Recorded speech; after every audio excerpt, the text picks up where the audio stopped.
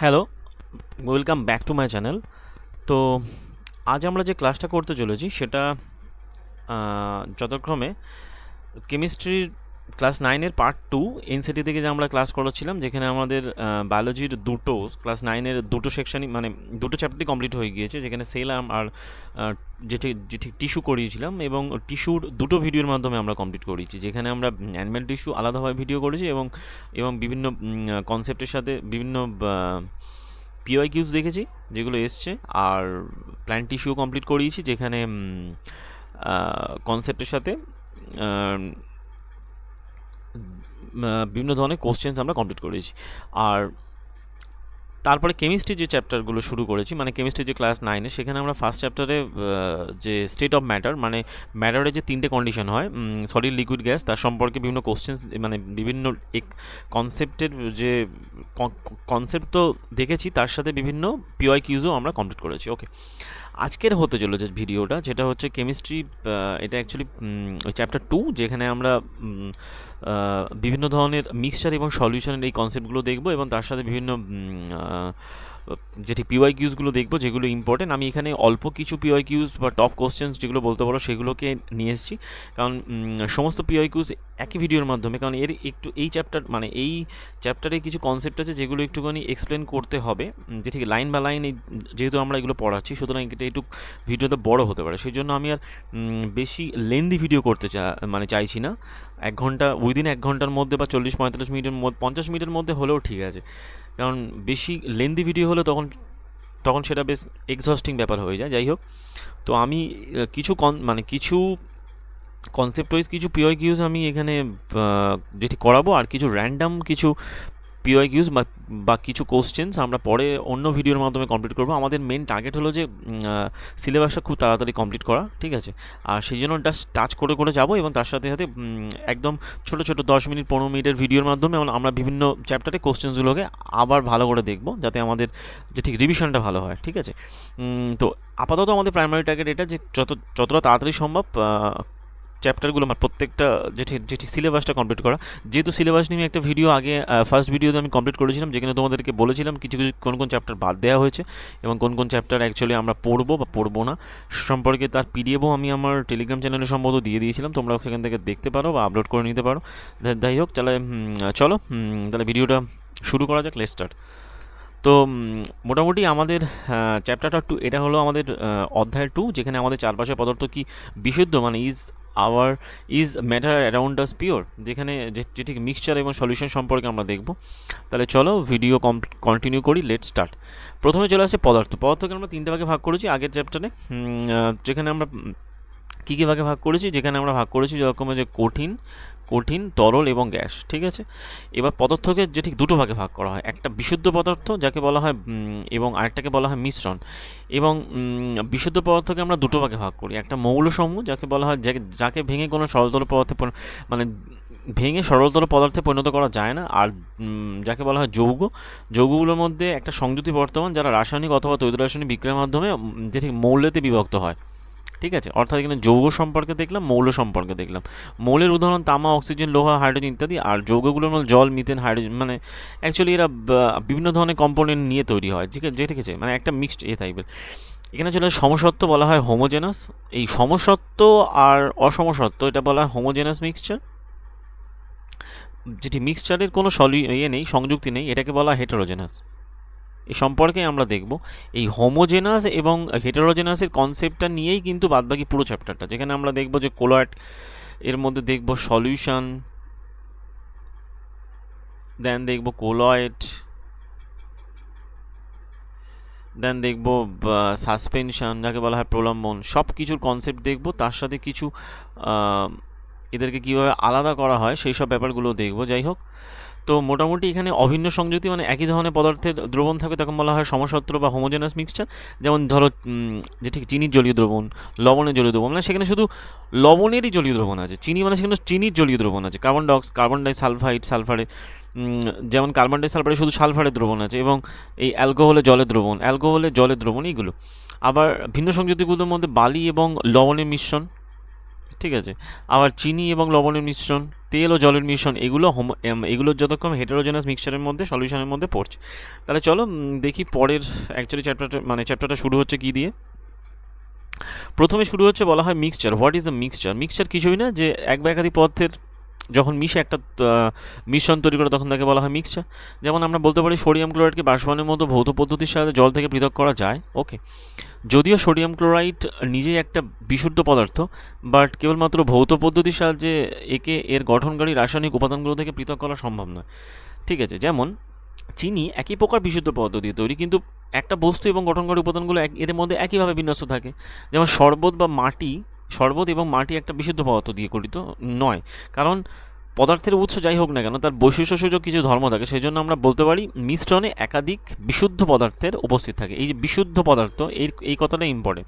যেমন এখানে আমরা যেগুলো খাদ্যরূপে গ্রহণ করি, যেমন আয়োডিনযুক্ত লবণ, বিশুদ্ধ ঘি, বিশুদ্ধ দুধ, এই যে পদার্থ, তার মানে মিশ্রণ মানে একাধিক যে বিশুদ্ধ পদার্থের উপস্থিতি, এই টার্মটা ইম্পর্টেন্ট। মিশ্রণ মানে একাধিক বিশুদ্ধ পদার্থ থাকবে।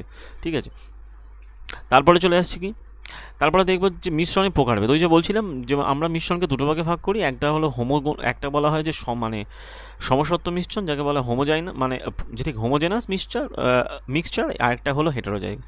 তো হোমোজেনাস মিক্সচার মানে কি হয়? হোমোজেনাস মিক্সচারগুলো যাদের সাংগঠনিক সাংগঠনিক উপাদানগুলো সুষমভাবে বিন্যস্ত থাকে, যেখানে যে ধরনের মিশ্রণে একটা মিশ্রণ পাওয়া যায়, যেখানে অ্যাকচুয়ালি এই এবি দল বলা হচ্ছে যে এটা অ্যাকচুয়ালি একটা বড় স্ট্যান্ডার্ড ছিল, সেটাকে আমরা আর এক্সপ্লেন করছি না, কারণ ওগুলো এক্সাম পার্সপেক্টিভের জন্য একদমই পারফেক্ট না। সেই জন্য যাই হোক, এখানে বলা হয় সমসত্ব মিশ্রণ মানে কি হোমোজাইগাস বলা হয় যে হোমোজেনাস মিক্সচার, যেখানে একই ধরনের থাকে, হোমোজেনাস। ঠিক আছে, সমসত্ব মিশ্রণ। এর এক্সাম্পলগুলো ইম্পর্টেন্ট, কারণ পরীক্ষায় এক্সাম্পল দিয়েই কোশ্চেন আসে। যেমন জলে লবণের দ্রবণ, জলে চিনির দ্রবণ, এগুলো কি একই ধরনের সুষম মানে উপাদান দিয়ে যেটিকে তৈরি এবং যে উপাদানগুলো একইভাবে বিস্তৃত। ওকে, আবার হেটেরোজাইগাসে কি বলা হচ্ছে? বলতে হবে যে মিশ্রণে ভৌত উপাদানগুলো আলাদা আলাদা এবং উপাদানের সংযুক্তি ভিন্ন, তাকে বলা অসমসত্ব মিশ্রণ। যেমন ধরো সোডিয়াম ক্লোরাইড এবং লোহা চুলের যে মিশ্রণ, লবণ এবং সালফারের মিশ্রণ, তেল এবং জলের মিশ্রণ, এগুলো কি হয়ে থাকে? এগুলো এরকমই কি অসমসত্ব মিশ্রণের মধ্যে পড়ে, কারণ এদের ভৌত উপাদানগুলোই আলাদা এবং এদের সংযুক্তিটাই আলাদা। ঠিক আছে, তাহলে মানে এটা কি হলো আমার? এটা হলো আমার হেটেরোজেনাস। ওকে, তারপরে চলে আসছি আমরা মিশ্রণের প্রকারভেদের পরে দেখবো জাস্ট টাইপস অফ সলিউশন। আমরা বলছিলাম যেটা ট্রু সলিউশন, মানে সলিউশন যেখানে বলে পার্টিকেল 10⁻⁷ সেন্টিমিটার পর্যন্ত হয়। পার্টিকেলস এখানে ক্লোরাইডের পার্টিকেলের হয় 10⁻⁷ to -9। যখন এই পার্টিকেলের এই ক্লোরাইড বা সাসপেনশন, মানে এটাকে আমরা বলছিলাম প্রলম্বন, যেটা কথা বলছিলাম প্রলম্বন, এই 10⁻⁵ হয়ে থাকে। তার মধ্যে সব থেকে ছোটো হয়ে থাকে কোনটা? সব থেকে ছোটো হয়ে থাকে যতক্ষণে যে এই পার্টিকেল, তারপরে চলে আসছে আমাদের ক্লোরাইড, তারপরে চলে আসে সাসপেনশনের ঘনগুলো বড় হওয়ার জন্য এটা তৃতীয় পড়ে। যাই হোক, তারপরে আমরা যাই দেখি কি আছে। বলা হচ্ছে যে দ্রবণ কাকে বলে। তাহলে প্রথমে চলে আসছে দ্রবণ কাকে বলে। সলিউশন কি? কিছুই না, সলিউশন হচ্ছে দুই বা ততোধিক পদার্থের সমসত্ব মিশ্রণ। তার মানে ভালো করে বোঝো যে সমসত্ব বা যেটা হোমোজেনাস যে মিক্সচারের কথা একটু আগে বললাম, সেটাই কিন্তু দ্রবণ তৈরি করে। ঠিক আছে, তো আমরা প্রতিদিনই বিভিন্ন ধরনের দ্রবণ দেখি, যেমন লেবু জল, সোডা জল ইত্যাদি। তো সাধারণত আমরা দ্রবণকে তরল রূপে মনে করি, যার মধ্যে কোনো ক্ষেত্রে কঠিন, তরল অথবা গ্যাসীয় পদার্থ দ্রবীভূত থাকে। ওকে, কিন্তু কঠিনের দ্রবণ যেমন সংকর ধাতু এবং গ্যাসের দ্রবণের কথা আমরা অনেক সময় জানি। দ্রবণে কণাগুলো সুষমভাবে বিন্যস্ত থাকে, সেই জন্য এদেরকে বলা হয় সমসত্ব মিশ্রণ বা হোমোজেনাস।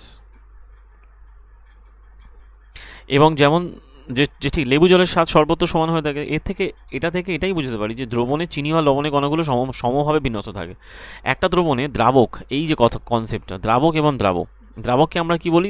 সলভেন্ট, যার পরিমাণ কি থাকে? বেশি থাকে। যেমন ধরো একটা চিনির যদি দ্রবণ নিই বা একটা যদি লবণের দ্রবণ নিই, এটার পাত্র নেওয়া হলো, এর মধ্যে ধরো এই পরিমাণটা আছে, জল বা চিনি আছে, এর মধ্যে তাহলে সলভেন্ট কোনটা? যার পরিমাণ বেশি, মানে জল সলভেন্ট। আর সলিউট কোনটা? এর মধ্যে যে যেটি বুটি আকারে যে এগুলো থাকবে, কণা থাকে, তাকে বলা হচ্ছে দ্রাব, বা যাকে বলা হয় সলিউট বা দ্রাব। তাহলে দ্রাবের পরিমাণ, এই যে এখানে বলাই হয়েছে যে দ্রাবকের পরিমাণ বেশি থাকে, যাকে বলা হয় সলভেন্ট ওকে। আর দ্রাবের পরিমাণ দ্রবণের যে উপাদানটার পরিমাণ কম থাকে তাকে বলা হয় দ্রাব্য, তাকে বলা হয় সলিউট। হয়ে গেল কনসেপ্ট ক্লিয়ার? আশা করি এখান থেকে তোমরা ব্যাপারটা বুঝতে পারলে কোনটাকে দ্রাবক বলে আর কোনটা দ্রাব্য বলে। তাহলে দ্রাবক এখানে ক আছে মানে জানবে অকার আকার, এই যে ক খ, ক মানে যেটি বেশি, আর এটা মানে কি দ্রাবের পরিমাণ কম, এটা বেশি এটা কম। ওকে, আমরা চলে যাই পরের স্লাইডে। চলো, পরের স্লাইডে বলা হচ্ছে কি দ্রবণের ধর্মাবলী, মোস্ট ইম্পর্টেন্ট এটা। দ্রবণের ধর্মাবলী সম্পর্কে আমরা জানতে গেলে আমাদের জানতে হবে দ্রবণ একটা সমসত্ব মিশ্রণ। ফার্স্ট পয়েন্ট হয়ে গেল দ্রবণ একটা সমসত্ব মিশ্রণ, মানে এখানে সুষম উপাদানগুলো সুষমভাবে বিন্যস্ত থাকে। ওকে, দ্রবণের দ্রাবক কণাগুলো ওই যে সলভেন্ট আর সলিউট বলেছিলাম, সলিউটগুলো কী হয় 1 ন্যানোমিটার। এখানে এই লেন্থগুলো একটু জেনে রাখা দরকার। 1 অ্যাংস্ট্রম আছে, 1 ন্যানোমিটার মানে হল 10⁻⁹, 1 অ্যাংস্ট্রম 10⁻10 হয়ে থাকে মিটার। তার মানে সেই জন্য এদেরকে আমরা খালি চোখে দেখতে পাই না, এগুলো মাইক্রোস্কোপ ছাড়া দেখা যায় না বলতে গেলে। দ্রবণের কণাগুলো আকারে এতটা ছোট যে তার মধ্যে অতিক্রান্ত আলোকরশ্মি বিচ্ছুরিত হতে পারে না, খুবই ছোট। মানে এই যে তিনটে আমরা বলেছিলাম, ওই যে সলিউশন, দেন কোলয়েড, দেন সাসপেনশন, তিনটের মধ্যে সব থেকে ছোট হয়ে থাকে এইটা, স্মলেস্ট, এটা অ্যাকচুয়ালি স্মলেস্ট হয়ে থাকে। ওকে, আর সব থেকে লার্জেস্ট হয়ে থাকে সাসপেনশন। পড়তেই পারে কোশ্চেন এরকমভাবে, আর এই অ্যাকচুয়ালি যে ঠিক মিডল পোর্শনে থাকে, অ্যাকচুয়ালি অতটা মিডল পোর্শনে থাকে। তো অতিক্রান্ত আলো কেন যে বিচ্ছুরিত হতে পারে না, কারণ সেই জন্য আলোকরশ্মি এতটা ছোট হয়, সেজন্য এতটা ছোট হয় বলে কণাগুলো যে এর মধ্য দিয়ে আলো অতিক্রান্ত করতে পারে না, সেজন্য এদের গতিপথটা দৃশ্যমান হয় না। পরিশ্রবণ পদ্ধতি মানে এই যে ফিল্ট্রেশন পদ্ধতির সাহায্যে এদের দ্রবণের দ্রাবক কণাগুলো পৃথক করা যায় না, একদমই পৃথক করা যাবে না। দ্রবণকে স্থির অবস্থায় রেখে দিলে দ্রবণের কণাগুলো থিতিও পড়ে না, অর্থাৎ কারণ এরা সুস্থিত হয়ে থাকে এবং সুস্থিত এবং সুষমভাবে বিন্যস্ত থাকে, এতটাই ছোট হয় যে এদের কোনো মানে থিতিয়ে পড়ার কোনো চান্সই নেই, just no chance, there is no chance. যাই হোক, তারপরে চলে আসছে যে বলে উদাহরণগুলোর মধ্যে একদম যেগুলো আমরা একটু আগে বলে আসছিলাম, জলে চিনি দ্রবণ, অর্থাৎ জলের মধ্যে চিনি দ্রবণ হলো তরলে কঠিনে দ্রবণের এক্সাম্পল। যেমন চিনি হলো দ্রাবক, সেটা কঠিন, আর জল হলো দ্রাবক, হয়ে গেল। তারপরে চলে আসছে অ্যালকোহলে কঠিন আয়োডিনের দ্রবণ, যার টিংচার অফ আয়োডিন নামে পরিচিত। এখানে আয়োডিন কি, আয়োডিন হচ্ছে এখানে দ্রাবক, আয়োডিনটা কঠিন, আর অ্যালকোহলটা তরল, এটা হয়ে গেল। যে তারপরে চলে আসছে বায়ুযুক্ত পানীয়, যেমন বলা হয় সোডা জল, যেগুলো আমরা ওই ফটাস বলি বা কোল্ড ড্রিঙ্কসও বলতে পারি, তরলের মধ্যে গ্যাসের দ্রবণ, এগুলো দিয়ে এক্সাম্পল পড়বে। ঠিক আছে, এর মধ্যে কার্বন ডাইঅক্সাইড গ্যাস হলো কি দ্রাবক, আর জল হলো তরল দ্রাবক। ঠিক আছে, তারপরে চলে বায়ু হলো গ্যাসের একটা মিশ্রণ, যেখানে বলা হয় যে বায়ু বিভিন্ন ধরনের গ্যাসের একটা সমসত্ব মিশ্রণ। এইটা দিয়ে পরীক্ষা পড়ে এবং আবার আসবে কোশ্চেন যে বায়ু যেটি কোন টাইপের সলিউশনের মধ্যে পড়ে, হেটেরোজাইনাস না হোমোজাইনাস। তখন বলতে হবে হোমোজাইনাস, কারণ এতে মুখ্য দুটো উপাদান হলো অক্সিজেন 21% আর নাইট্রোজেন, সেই জন্য অন্যান্য গ্যাসগুলো খুব কম পরিমাণে থাকে, সেই জন্য একে বলা হয়, এবং এরা সুষমভাবে বিন্যস্ত থাকে বলে এই বায়ুকে বলা হয় এয়ার ইজ যেটি হোমোজেনাস মিক্সচার। ঠিক আছে, অর্থাৎ এখান থেকে আমরা সলিউশন বা দ্রবণের ক্যারেক্টারিস্টিক্স দেখলাম এবং তার কন্ডিশনসগুলো দেখলাম, কী এক্সাম্পলগুলো দেখলাম। এই এক্সাম্পল 4টে এক্সাম্পলই মোস্ট ইম্পর্টেন্ট, এতে কোশ্চেন আসবে। ঠিক আছে, যাই হোক, তারপরে চলে যাই আমরা তারপরের স্লাইডে যাব, যেখানে দেখব যে দ্রবণের গাঢ়ত্ব সম্পর্কিত কিছু কনসেপ্ট। এখান থেকে কোশ্চেন কী আসবে, এখান থেকে জাস্ট এক্সাম্পল দিয়ে কোশ্চেন আসবে, মানে অ্যাকচুয়ালি এই যে ফর্মুলা দিয়ে আসবে কোশ্চেন। যেমন বলা হচ্ছে একটা নির্দিষ্ট উষ্ণতায় একটা দ্রবণে সর্বোচ্চ যত পরিমাণ দ্রাব দ্রবীভূত হয়, দ্রাব মানে সলিউড, সেই পরিমাণটাকে দ্রাব দ্রবীভূত হয়, তাকে বলা হয় সম্পৃক্ত দ্রবণ। মানে যে পরিমাণ দ্রবীভূত হলে আর দ্রবীভূত হতে পারবে না, তাকে বলা সম্পৃক্ত দ্রবণ। ঠিক আছে, তো সেই জন্য বলতে গেলে কোনো নির্দিষ্ট উষ্ণতায় কোনো দ্রবণে অতিরিক্ত কোনো দ্রাব দ্রবীভূত করা যায় না, তখন সেই উষ্ণতা দ্রবণটা সম্পৃক্ত হয়। মানে ওই যে পরিমাণ সলিউট মানে দ্রাবকে দ্রবীভূত করলে আর দ্রাব দ্রবীভূত হবে না। যেমন ধরো চিনি গুলতে ধরো একটা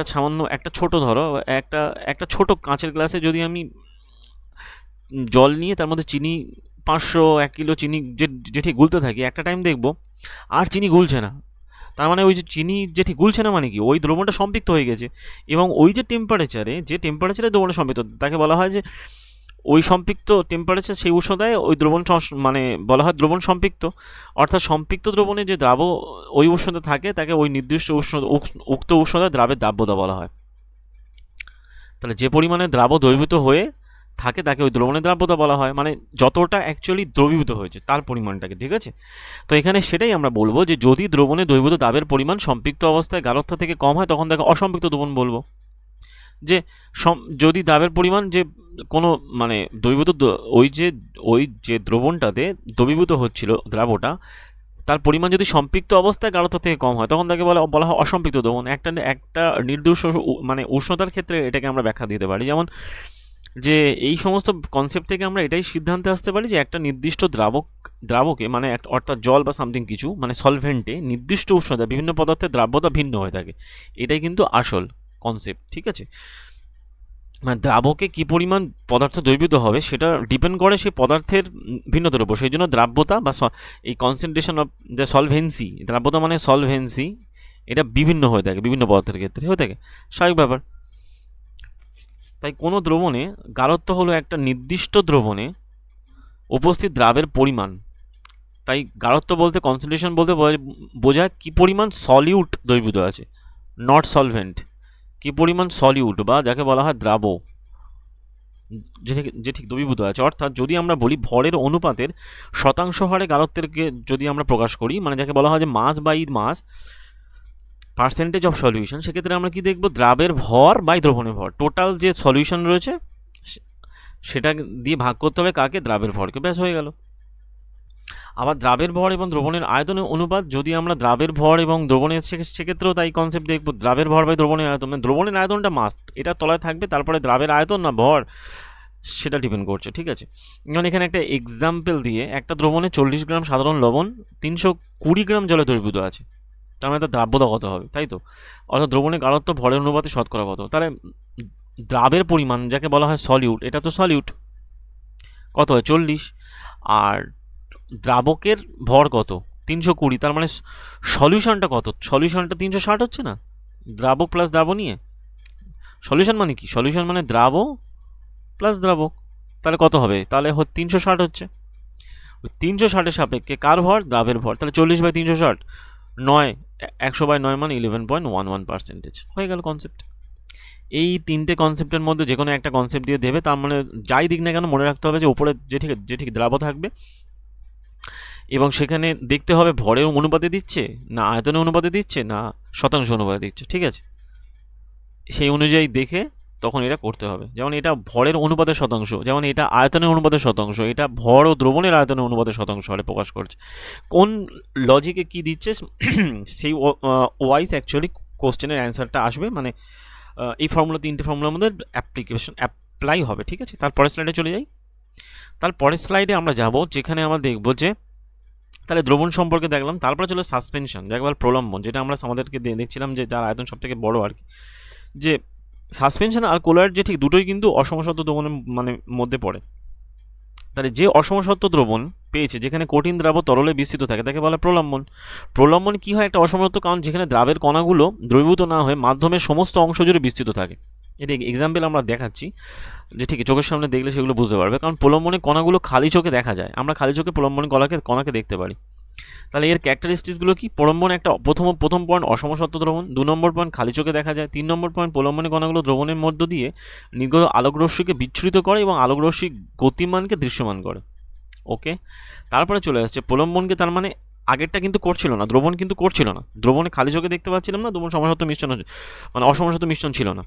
আর এখানে চলে আসছে ও অ্যাকচুয়ালি খালি চোখে এই আলোর গতিপথকে বিচ্ছুরিত করে না, এ কিন্তু থেকে কিন্তু আলোকরশ্মি নির্গত আলোকরশ্মি বিচ্ছুরিত করে এবং আলোকরশ্মি গতিপথকে দৃশ্যমান করে। প্রলম্বনকে কিছুক্ষণ স্থির অবস্থায় রেখে দিলে কি হয়, সেটা থিতিয়ে পড়ে কণাগুলো, এটাই হলো এর মোস্ট ইম্পর্টেন্ট। প্রলম্বন বা সাসপেনশনের বেস্ট এক্সাম্পলের মানে বেস্ট পয়েন্ট যদি বলো কনসেপ্টের এটাই, কারণ প্রলম্বন হলো একটা দুস্থিত, কিন্তু আমাদের দ্রবণ ছিল কি সুস্থিত।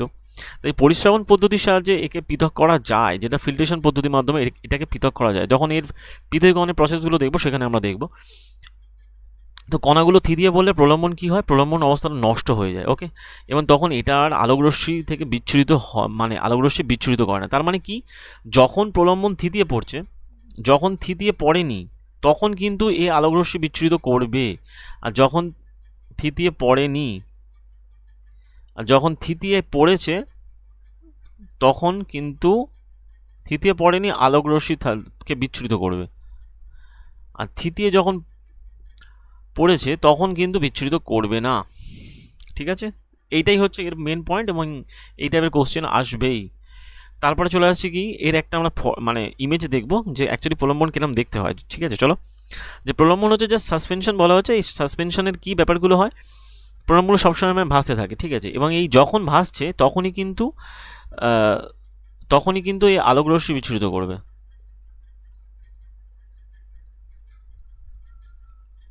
আলোকরশ্মি বিচ্ছুরিত করবে। আর যখন থিতিয়ে পড়বে তখন করবে না, তা বলা হয় সেটিং অন দ্য যে পটং, যখন থিতিয়ে পড়ে অ্যাকচুয়ালি। এইগুলো সব সলিউট, এটা হচ্ছে তোমার বলা হয় সলভেন্ট। ঠিক আছে, যাই হোক, তারপরে চলে যাই আমরা দেখব সবথেকে ইম্পর্টেন্ট কোলয়েড। কোলয়েড কি হ্যাঁ, কোলয়েডের জাস্ট কনসেপ্ট অনুযায়ী জেনেছি, কোলয়েডও এক ধরনের অসমসত্ব মিশ্রণ, যে মিশ্রণে কোলয়েড বলতে হবে যে বলা হয় যে কোলয়েড দ্রবণে সুষমভাবে ছড়িয়ে থাকে ঠিকই, কিন্তু প্রলম্বনে কণাগুলো তুলনায় কোলয়েডের আকার ছোট হওয়ায় কোলয়েডের মিশ্রণটি সমসত্ব মিশ্রণ বলে মনে হয়, বাট প্রকৃতপক্ষে কোলয়েড একটা অসমসত্ব মিশ্রণ। যেমন দুধ বলা হয় মিল্ক হলো এক ধরনের যে কোলয়েড যেটা অসমসত্ব মিশ্রণের মধ্যে পড়ে। তার মানে আমরা কি বললাম, যে সমসত্ব মিশ্রণ ছিল একটা, সেটা হলো দ্রবণ, আর অসমসত্ব মিশ্রণ হলো যে ঠিক দুটো, একটা সাসপেনশন আর একটা কোলয়েড। এবারে কি, কোলয়েডে কণাগুলো আকার ছোট হওয়ার জন্য আমরা খালি চোখে এদের দেখতে পাই না। আমরা খালি চোখে দেখতে পাই না, শুধু দেখতে পাই কাদের খালি চোখে দেখতে পাই, শুধুমাত্র সাসপেনশন প্রলম্বনকে দেখতে পাই। ঠিক আছে, কিন্তু এই কণাগুলো দৃশ্যমান আলোকে বিচ্ছুরিত হতে পারে। দৃশ্যমান আলোক, এই যে আলো যদি আমরা দিই এখান থেকে, এরা বিচ্ছুরিত হয়ে দেখা যায়, আলোক রশ্মির গতিপথে এরা দৃশ্যমান হয়। ঠিক আছে, যেমন আলোক রশ্মির এই বিচ্ছুরণকে বৈজ্ঞানিকরা টিন্ডাল এফেক্ট বলে, মানে বিজ্ঞানী টিন্ডাল তিনি আবিষ্কার করেছিলেন বলে একে বলা টিন্ডাল এফেক্ট। তাহলে যখন কোনো পরিষ্কার আলোক রশ্মি কোনো সরু ছিদ্র দিয়ে ঘরে প্রবেশ করে, তখন এই টিন্ডাল এফেক্ট দেখতে পাওয়া যায়। বায়ুতে উপস্থিত যেমন ধোঁয়া বা ধূলিকণার দ্বারা আলোক রশ্মি বিচ্ছুরণ ঘটে। অনেক সময় দেখবে তোমরা, যখন বিশেষ করে শীতকালে যখন কাঁচের জানালা দিয়ে আলোকরশ্মি ভিতরে ঢোকে, তখন ছোট ছোট কণাকে আমরা চোখের সামনে বিভিন্ন কালারফুলভাবে দেখতে পাই। আলোকরশ্মি যখন কোনো কাঁচ দিয়ে যখন ভিতরে ঢোকে বা কাঁচের আলো দিয়ে, বা এটা অ্যাকচুয়ালি গরমকালেও দেখা যায়। এবার সবথেকে বেশি দেখা যায় শীতকালে, কেন শীতকালে বাতাসে যেটাকে ধুলো বা মানে যখন ড্রাই ওয়েদার থাকে, তো সেই জন্য এর এফেক্টটা বেশি যেটি লক্ষ্য করা যায় উইন্টার সিজনে। যাই হোক, তারপরের স্লাইডে যাই, আমরা দেখি কী আছে। পরের স্লাইডে যতক্ষণ কিছু কমন এক্সাম্পল দেখবো, যেমন মিল্ক, ব্লাড, আইসক্রিম, এগুলো যেরকম যে কোলয়েডের এক্সাম্পলগুলোর মধ্যে পড়ে। ঠিক আছে, এইবারে এর বেসিক জিনিস তো আমরা এখন শুরু করিনি, এর সেটা হলো বিস্তৃত দশা আর বিস্তার মাধ্যম সম্পর্কে জানবো। তাহলে চলো দেখি। বলা হচ্ছে যে যেমন বলছিলাম, কোনো ঘন বনের ছায়ার ভিতর দিয়ে সূর্যরশ্মি যখন প্রবেশ করে, তখন টিন্ডাল এফেক্ট দেখা যায়। এবং অরণ্যের যে কুয়াশাতে ছোট ছোট জলের কানা থাকে, এবং সেগুলো কী করে বাতাসে ছড়িয়ে থাকে, এবং তারা কোলয়েডীয় কণারূপে দেখা যায়। সেই জন্য কোনো জঙ্গলের মধ্যে এরকমভাবে আলো পড়লে তখন চারদিকে বিভিন্ন কালারফুল এরকম এই সিচুয়েশন সৃষ্টি হয়। এটা তোমরা হয়তো দেখে থাকবেও কোনো গাছতলায় বা পাড়ার কোনো গাছপালা বা চারদিকে যদি আমরা এরমভাবে দেখি, এরমভাবে আমরা দেখতে পাবো যে যখন সূর্য উঠছে, মানে একদম জাস্ট ফার্স্ট মর্নিংয়ে এইরকম সিচুয়েশন তৈরি হয়। গাছের ফাঁক দিয়ে যখন আলোগুলো ঢোকে, তখন এরকমভাবে বিভিন্ন ওই যে আমাদের যে ঠিক চোখের সামনে আমরা আমাদের দেখি যে ঠিক কোলয়েডীয় যে ইনসিডেন্টগুলো বা দেখতে পাই। ঠিক আছে, তারপরে চলে আসছি, বলা হয় যে কোলয়েডের যে ধর্ম, আসল যেটা ইম্পর্টেন্ট সেটা। তো কোলয়েড বলা হয় যে অসমসত্ব। ঠিক আছে, কোলয়েড কণা আকারে এতটা ছোট আমরা খালি চোখে দেখতে পাই না। তাহলে খালি চোখে দেখতে পাই কাকে? শুধু সাসপেনশনকে। ওকে, আর দ্রবণ আর কোলয়েডকে আমরা খালি চোখে দেখতে পাই না। আর দ্রবণ আর কোলয়েডের সবথেকে বেস্ট ডিফারেন্স কি, সবথেকে মোস্ট ইম্পর্টেন্ট ডিফারেন্স, কোলয়েড হলো অসমসত্ব, দ্রবণ হলো সমসত্ব মিশ্রণ। যাই হোক, তো কোলয়েড কণার আকার আলোক রশ্মির বিচ্ছুরণ ঘটানোর জন্য যথেষ্ট বড় হয়, যা কোলয়েডের দ্রবণের মধ্য দিয়ে নির্গত রশ্মিকে বিচ্ছুরিত করে এবং আলোক রশ্মির গতিপথকে এরা দৃশ্যমান করে। তাই কোলয়েড দ্রবণকে স্থিরভাবে রাখলে কোলয়েডের কণাগুলো থিতিয়ে পড়ে না, বা কোলয়েড কিন্তু সুস্থিত। তার মানে দ্রবণ আর কোলয়েডের মধ্যে মিল কি, এটা কিন্তু সুস্থিত। একমাত্র সাসপেনশন করে থাকে কি, সাসপেনশনই একমাত্র হচ্ছে কি থিতিয়ে পড়ে। ঠিক আছে, তাই কোলয়েড কণার আকার আলোক রশ্মির ঘটনার জন্য যথেষ্ট বড় হয়, যা কোলয়েড দ্রবণের মধ্য দিয়ে নির্গত রশ্মিকে বিচ্ছুরিত করে এবং আলোক রশ্মিকে কন্টিনিউয়াসলি গতিপথকে দৃশ্যমান করে, যেটা অ্যাকচুয়ালি সাসপেনশনের ক্ষেত্রে কি সাসপেনশন যতক্ষণ পর্যন্ত থি দিয়ে পড়েনি ততক্ষণ পর্যন্ত করবে, তারপরে করে না, বাট কোলয়েডের ক্ষেত্রে কিন্তু এটা কন্টিনিউয়াসলি করে। ঠিক আছে, তো তাই বলতে পারছি যে কোলয়েডে মানে কোলয়েডকে যতক্ষণ যে পরিশ্রবণ পদ্ধতিতে পৃথক করা যায় না, কিন্তু পৃথকীকরণের একটা পদ্ধতি যাকে বলে সেন্ট্রিফিউগেশন। এই সেন্ট্রিফিউগেশন একটা ইম্পর্টেন্ট পয়েন্ট, যেখানে পৃথকীকরণের জন্য কোলয়েডকে ব্যবহার করা হয়। যেমন আমরা এই সেন্ট্রিফিউগেশন পদ্ধতির সাহায্যে কী করি, কেন্দ্রাধিকরণ, এরপর সাহায্যে কী করি যে ওই মিল্ক থেকে মানে যেটা কি দুধ থেকে যখন আমরা ওই বাটার বার করি বা ওর যে ক্রিমগুলো বার করে থাকি, সেগুলো কিন্তু এই সেন্ট্রিফিউগেশন পদ্ধতির মাধ্যমে করি, যেহেতু মিল্ক একটা কোলয়েড এক্সাম্পলের মধ্যে পড়ছে। ঠিক আছে, যাই হোক, তারপরে বলা হয় যে কোলয়েডের দুখানা উপাদান। যেমন আমরা দ্রবণের ক্ষেত্রে কি দেখেছিলাম, যখন আমরা দ্রবণে কি দেখেছিলাম, দ্রবণে দেখেছিলাম দ্রাবক আর দ্রাবক, মানে সলভেন্ট অ্যান্ড সলিউট। তেমন আমরা কোলয়েডে কি দেখব, কোলয়েডে দেখব যে একটাকে বলা হয় ডিসপার্স ফেস আর একটাকে বলা হয় disperse medium. Dispersed face and কি বলা হচ্ছে ডিসপার্সড মিডিয়াম। এই দুটো মোস্ট ইম্পর্টেন্ট, মানে এতক্ষণ যা পড়লাম তার থেকে সব থেকে ইম্পর্টেন্ট মানে ফেজে আমরা চলে এসেছি। তো বলে বিস্তার দশা বিস্তার মাধ্যম। বলা হয় যে দ্রাবের কণাগুলো মানে ওই যে সলিউট কণাগুলোর মতো উপাদানগুলো বিস্তৃত দশা, উপাদান যেগুলো থাকে তাকে বলা বিস্তৃত দশা। তার মানে সলভেন্ট, তাহলে মানে এই যে বলছিলাম এই সলিউট দ্রাবের কণা এদের মধ্যে কম্বিনেশন আছে, আমি এই জন্যই এটা লিখলাম। ঠিক আছে, আর ডিসপার্স মিডিয়ামের সাথে কম্বিনেশন কার, ডিসপার্স মিডিয়ামের সাথে কম্বিনেশন আছে কার, সেটা হলো সলভেন্টের মানে দ্রাবকের। এটা যেহেতু দ্রাবক আর এটা যেহেতু দ্রাবক, ঠিক আছে, সেই জন্য বলা হচ্ছে যে দ্রাবের কণার মতো উপাদানগুলো বিস্তৃত দশা এবং অন্য উপাদান যাতে বিস্তৃত দশা প্রলম্বিত থাকে তাকে বলা হয় বিস্তার মাধ্যম। যেমন হচ্ছে এবং তাকে আমরা কি হিসেবে কম্পাউন্ড করতে পারি, দ্রাবক হিসাবে। তাই কোলয়েডের বিস্তার মাধ্যমের যেমন কঠিন তরল গ্যাস হতে পারে এবং বিস্তৃত দশার অবস্থার উপর ডিপেন্ড করে কোলয়েডকে আমরা বিভিন্ন শ্রেণীভুক্ত করে থাকি, যেটা আমরা ওই একটা এর মাধ্যমে দেখবো ছকের মাধ্যমে। যাই হোক, তার মানে আশা করি এখান থেকে বোঝাতে পেরেছি কোনটা কোনটা বিস্তৃত দশা কি আর বিস্তার মাধ্যম কি। ঠিক আছে, তো বিস্তৃত দশা বিস্তার মাধ্যম সম্পর্কে বুঝলে যে বিস্তার ডিসপার্স ফেজ যেটাকে বলা হয়, যেটা অ্যাকচুয়ালি বিস্তৃত দশা, সেটা আর দ্রাবক মানে সলিউট এক হয়ে থাকে, আর এরা যার মধ্যে দ্রবীভূত থাকে সেটা হলো কি ডিসপার্স মিডিয়াম, যাকে বলা হয় দ্রাবক বা সলভেন্ট। ওকে, তার পরের স্লাইডে চলে যাই। পরের স্লাইডে বলা হচ্ছে যে এক্সাম্পল, কতগুলো বেসিক এক্সাম্পল দেখবো আমরা যেমন কোলয়েডের ক্ষেত্রে কী কী হয়ে থাকে, সেটা হচ্ছে কি যেমন এই জেলি আইসক্রিম, তারপরে এই যেগুলো সেই ঝামা পাথর হয় না, ঝামা পাথরগুলো, তারপরে এদিকে মিস্ট মানে শিশির, তারপর মিল্ক, এগুলো তো আছেই। এবারে কয়েকটা মানে এটা কী করে তৈরি হয় কোলয়েডগুলো, সেগুলো আমরা দেখবো। চলো, প্রথমে বেস্ট এক্সাম্পলগুলোর মধ্যে চলে আসে তরল বিস্তৃত দশা আর বিস্তার মাধ্যম। ঠিক আছে, তো এটাকে বলা হয় মিডিয়াম, এটাকে বলা হয় মিডিয়াম, এটাকে বলা হয় ফেজ মানে কি বলেছিলাম, দ্রাবক। তার মানে এগুলো অ্যাকচুয়ালি বাংলাতে যদি আমি বলি দ্রাবকে বলা যেতে পারে দ্রবণের সাথে কম্পেয়ার করে, এটাকে আমরা দ্রাবকের সাথে কম্পেয়ার করতে পারি। ওকে, তো তরল আর গ্যাস থেকে কি তৈরি হয়, এটা হলো 1 নম্বর। তরল আর গ্যাস থেকে কি তৈরি হয় বলে অ্যারোজল। কখন হবে তরল, মানে গ্যাসের মধ্যে যখন তরল ভাসছে, মানে এটা মাধ্যম এটা মিডিয়াম, এর মধ্যে কে ভাসবে তরল, তখন তাকে বলা হয় কুয়াশা, মেঘ, শিশির। তাহলে এগুলো সব করা অ্যারোজলের এক্সাম্পলের মধ্যে পড়ে। ঠিক আছে, কঠিন 2 নম্বর বলছে কঠিন আর গ্যাস, তার মানে কি মিডিয়ামকে গ্যাস, তার মধ্যে কে ভাসছে কঠিন, তখন বলা হয় কঠিন অ্যারোজল। এটা অ্যাকচুয়ালি বলা হয় সলিড অ্যারোজল, তার মধ্যে ওই কি অটোমোবাইলসের যে ধোঁয়াগুলো হয় সেইগুলো সব কিছু। ঠিক আছে, এমনি ধোঁয়া, অটোমোবাইলের ধোঁয়া। তার মানে যখন বিস্তৃত দশা দুটো, এই বিস্তার মাধ্যম যখন গ্যাস, তখন আমরা দুটো কন্ডিশন পেলাম, দুটোই অ্যারোজল পেলাম না, একটা হচ্ছে কি অ্যারোজল, একটা সলিড অ্যারোজল। ঠিক আছে, এইবারে চলে আসছে বিস্তার মাধ্যম যখন তরল। তা বিস্তার মাধ্যম তরল 3টে আছে, কি কি বিস্তার মাধ্যম তরলের মধ্যে, তরলের সাথে কী কী থাকবে, 1 নম্বর হচ্ছে গ্যাস মানে বিস্তার দ্রাবক মানে যেটাকে দ্রাবকণা যে অ্যাকচুয়ালি ভাসবে বেশি কোনটা তরল, তার মধ্যে তাকে বলা হয় ফোমের এক্সাম্পল কি শেভিং ক্রিম। আর তরল হয়ে তখন কি হবে বলা হয়, তরল হলে বলা ইমালশন এক্সাম্পল দুধ আর ফ্রেশ ক্রিম। ঠিক আছে, তারপরে চলে আসছে কি 5 নম্বর বলা কঠিন তরল, কঠিনের মধ্যে মানে তরলের মধ্যে কঠিন ভাসছে, তখন তাকে বলা হয় সলের এক্সাম্পল মিল্ক, ম্যাগনেসিয়াম আর কাদার এক্সাম্পল হচ্ছে সলের মধ্যে পড়ে।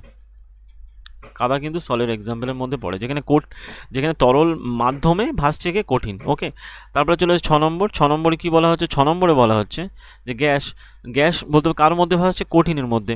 তাহলে মিডিয়ামকে কঠিন, তাহলে কঠিনের মধ্যে গ্যাস যখন তখন বলা হয় ফোম। এটাও ফোমের মধ্যে পড়া হয়, কঠিন ফোম অ্যাকচুয়ালি যে ঠিক আছে মানে ফোম দেখতে হবে কন্ডিশন কী কী, ঠিক আছে, সেই ওয়াইজ কিন্তু করতে হবে। যেমন এর ফোমের ক্ষেত্রে ফোম মানে গ্যাস থাকবে, বিস্তৃত দশা হিসেবে গ্যাস থাকবে, কিন্তু কার মধ্যে থাকবে? সেটা থাকবে একবার তরলের মধ্যে, একবার কঠিনের মধ্যে। যে ঠিক তরল হলে সেভিং ক্রিম, আর যখন কঠিন হবে তখন রাবার, স্পঞ্জ আর ঝামা পাথর, যাকে বলা হয় এই ঝামা পাথর। তারপরে চলে আসে 7 নম্বর। 7 নম্বরের ক্ষেত্রে বলা হচ্ছে কি? 7 নম্বরের ক্ষেত্রে বলা হচ্ছে তরল যখন এই বিস্তার মাধ্যম যখন কঠিন এবং বিস্তৃত দশা যখন তরল, তখন হচ্ছে কি বলা হয় যেমন জেলের মধ্যে কি পড়ছে? জেলি, মাখন, পনির ইত্যাদি। আর 8 নম্বরে কি বলা হচ্ছে? 8 নম্বরে হচ্ছে কঠিন, এইটা ইম্পর্টেন্ট, সবকটাই ইম্পর্টেন্ট, বাট এটাও ইম্পর্টেন্ট। বলা হয় কঠিন ছলের মধ্যে ইম্পর্টেন্ট কি? ওই রত্ন পাথর ঘোলাটে কাঁচটা যাবতীয় হয়ে থাকে। তার মধ্যে আমরা এই কোলয়েডের কিছু এক্সাম্পল দেখলাম, এবং এই পোর্শনটা কিন্তু যে 8খানা এক্সাম্পল, এটা কিন্তু একদম মাথার মধ্যে রাখতেই হবে, কারণ এটা দিয়ে কোশ্চেন আসছেই, এই গ্রুপ ডিতে আসবেই কোশ্চেন। এই সব পরীক্ষাতে বিশেষ করে টেকনিশিয়ান, এলপি বা আগের যে প্রিভিয়াস যে এক্সামগুলো এনটিপিসিতে এসছে এবং এতেও আসবে, সুতরাং এই পোর্শনটাকে তোমাদের মনে রাখতেই হবে, ঠিক আছে। যাই হোক, তারপরে স্লাইডে চলে যাই। পরের স্লাইডে দেখবো কি বলা হয় যে এই পোর্শনটা অ্যাকচুয়ালি এইবারে যে সিলেবাসে খানিকটাকে স্কিপ করা হয়েছে, বাট আমি তাও খানিকটাকে বলে রাখছি জিনিসটা, কারণ হয়তো কোশ্চেন আসতে পারে, তখন ফাম্বেল যাতে না সিচুয়েশন তৈরি হয় তার জন্য। তো এই যেটি মিশ্রণের যে আমরা এতক্ষণ ধরে যে আমরা যে মিশ্রণ এবং সলিউশন বললাম, সেখানে আমরা কি দেখলাম যে মিশ্রণ বেশিরভাগ পদার্থই রাসায়নিকভাবে এটা বিশুদ্ধ নয়, আমরা পড়েছি বেশিরভাগ প্রাকৃতিক পদার্থ, কিন্তু বিভিন্ন পৃথকীকরণ পদ্ধতির মাধ্যমে উপাদানগুলো থেকে আলাদা করে, মিশ্রণ থেকে আলাদা করে তাদেরকে পৃথক করা সম্ভব করা এবং তাদেরকে ব্যবহার করা যায়।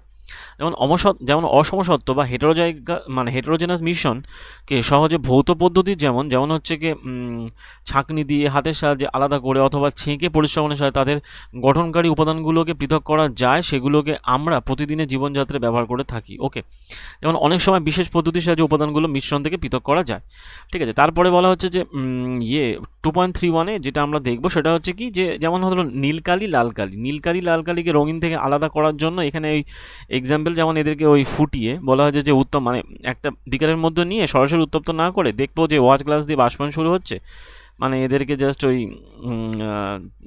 তো যতক্ষণ পর্যন্ত বাষ্পায়ন চলতে থাকবে ততক্ষণ তাপ দিতে থাকবো, আর কোনো পরিবর্তন দেখা যায় না তখন তাপ বন্ধ করব। ভালো করে পর্যবেক্ষণগুলো দেখবো যে কালি যেটা সেটা কালি হলো ডাইয়ের মিশ্রণ, সেজন্য উদ্বায়ী উপাদানগুলো মানে দ্রাবক অনুদ্বায়ী দ্রাবক মানে যেটা অ্যাকচুয়ালি সলিউট থেকে বাষ্পায়ন মাধ্যমে যে ঠিক পৃথক হয়ে গিয়েছে। তার মানে অবশেষে কী পড়ে থাকবে? দ্রাবকগুলো পড়ে থাকবে। ওই যে ডাই যেটা অ্যাকচুয়ালি কালি হলো জলের ডাই, মানে জলের মধ্যে অ্যাকচুয়ালি ডাই থাকে, সেই জন্য এই ডাই উপাদানটা মানে বা দ্রাবটা এই অ্যাকচুয়ালি পড়ে থাকবে, অবশেষে পড়ে থাকবে। এটা অ্যাকচুয়ালি জাস্ট আমরা মানে রাফলি দেখবো, এটা এতটা ইম্পর্টেন্ট নয় যে এইবারের জন্য ইম্পর্টেন্ট না, কারণ এইবারের যে নতুন সিলেবাস যেটা হয়েছে তাতে খানিকটা এডিট করা হয়েছে, মানে এখানে এগুলোকে এলিমিনেট করা হয়েছে। সুতরাং আমি সবটা এলিমিনেট করলাম না, বাট কিছু পোর্শন আমি টাচ করে গেলাম, যাতে এর মধ্যে সবথেকে ইম্পর্টেন্ট ওই তিনটেই, ঠিক আছে, সলিউশন, সাসপেনশন আর কোলয়েড। আর এটা জাস্ট আমি টাচ করে যাচ্ছি, এটা আমি অতটা ডিটেলসে বা ডিপে গিয়ে পড়াবো না, বাট নোটগুলো অ্যাভেলেবেল থাকবে, তোমরা পিপিটি থেকে দেখতে পারো। ওকে, তাহলে চলো আর দেখি কী আছে। তো তারপরে চলে আসছি, বলা হয় যে ঠিক দুধ থেকে যে ক্রিম আলাদা করা, ওই যে তখন বলছিলাম সেন্ট্রিফিউগেশন পদ্ধতি। তো আজকাল আমরা বাজারে বিভিন্ন দুধ, ক্রিম, টোন্ড, ডাবল টোন দুধ ইত্যাদি দেখতে পাই পলিপ্যাকেট বা টেট্রা প্যাকেটের মাধ্যমে। এই ধরনের বিভিন্ন প্রকার দুধে বিভিন্ন মাত্রায় স্নেহবদ্ধ ফ্যাট থাকে। ওই যে বললাম এটা তো ইমালশনের মধ্যে পড়ে, এক্সাম্পলের মধ্যে পড়ে ইমালশন। তো ইমালশনের এক্সাম্পলের মধ্যে পড়ে, তার মধ্যে কি থাকে অ্যাকচুয়ালি এর যে ঠিক লিকুইডের মধ্যে কে ভাসছে? ফ্যাট ভাসছে, মানে এর মিডিয়াম কি? লিকুইড। আর ফেস কি? ফেস হচ্ছে সলিড।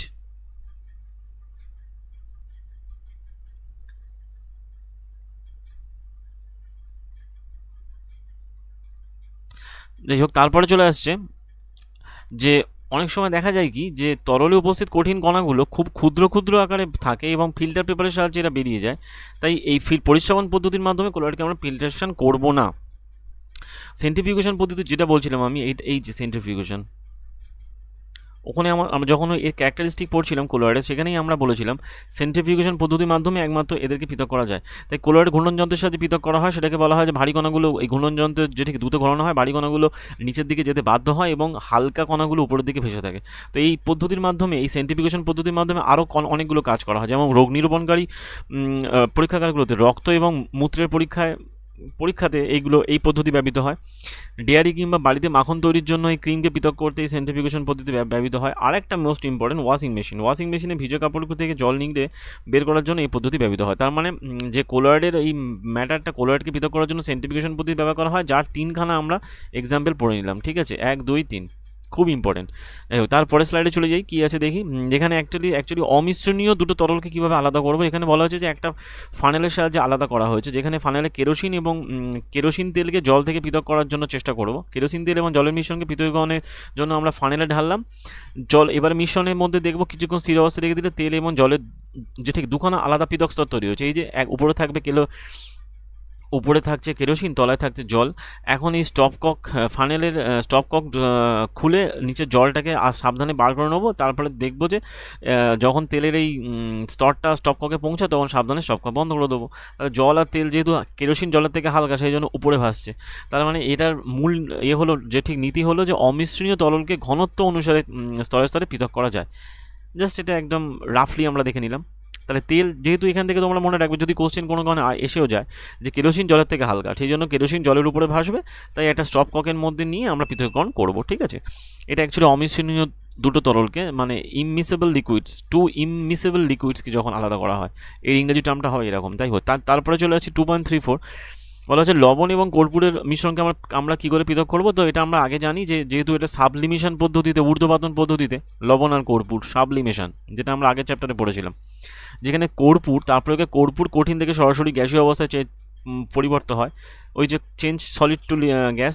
সেই জন্য ঊর্ধ্বপাতন পদ্ধতি উপাদানকে ঊর্ধ্বপাতনের সাহায্যে পৃথক করা হয়, অশুদ্ধির মিশ্রণ থেকে ঊর্ধ্বপাতন প্রক্রিয়ার মধ্যে পৃথক করা হয়। এবং কিছু ঊর্ধ্বপাতনশীল কঠিনের উদাহরণগুলোর মধ্যে হলো, মানে ওইটা ছাড়াও, কর্পূর ছাড়াও ন্যাপথালিন, অ্যান্থ্রাসিন আর অ্যামোনিয়াম ক্লোরাইড মোস্ট ইম্পর্টেন্ট।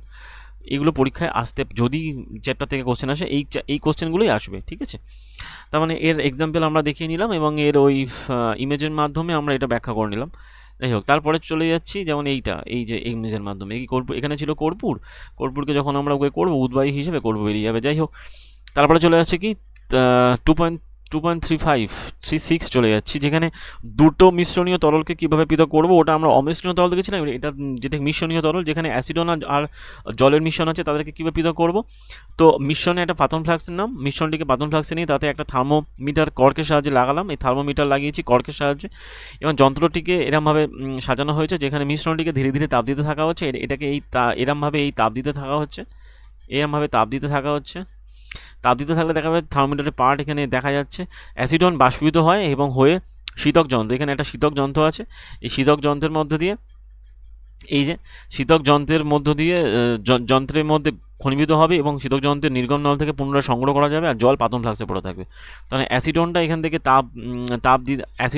থেকে এসে এই শীতক যন্ত্রের মধ্যে চলে আসবে, আর জল নির্গমনের পথ অ্যাকচুয়ালি তারপর এটাকে ঠান্ডা করে নিলে এই অ্যাসিডনটা এর মধ্যে এখানে এসে জমা হবে, এটাকে পৃথক করা গেল। যাই হোক, দুটো যে ঠিক মিশ্রণীয় তরলকে এরা একসাথে মিশেছিল, তা থেকে আমরা তাপ দিয়ে বার করলাম অ্যাসিডনটাকে।